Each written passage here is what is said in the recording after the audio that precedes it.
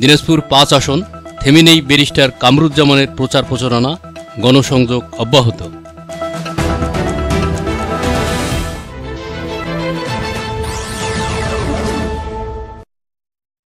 আসসালামু আলাইকুম।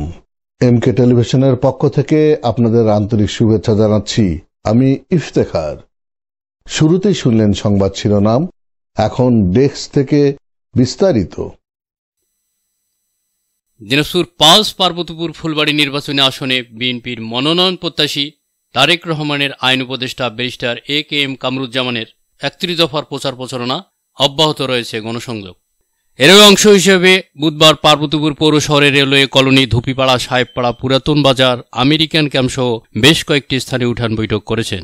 এসব উঠান বৈঠকে তিনি বলেন, এই দেশকে যদি মুক্তি করতে হয়, এই দেশকে যদি মাথা উঁচু করে দাঁড়াতে হয়, এইসব উন্নয়নের পাশাপাশি শিক্ষার উপর গুরুত্ব আরোপ করতে হবে, যেমন আমাদের ছেলেরা বিশ্বের দরবারে মাথা উঁচু করে দাঁড়াতে পারে এবং বিভিন্ন ধরনের বিশ্বের বিভিন্ন জায়গায় অবদান রাখতে পারে। এই সমাজে পিছিয়ে পড়া নারীদের জন্য উনি আরো সুখবর দিয়েছেন।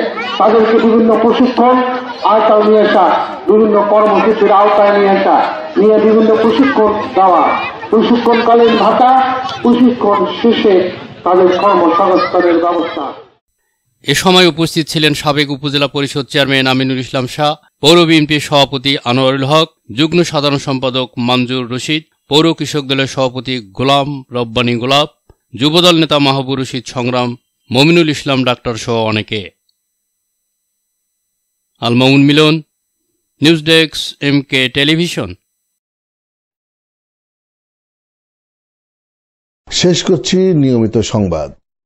এতক্ষণ আপনারা আমাদের সাথে থাকার জন্য অসংখ্য অসংখ্য ধন্যবাদ।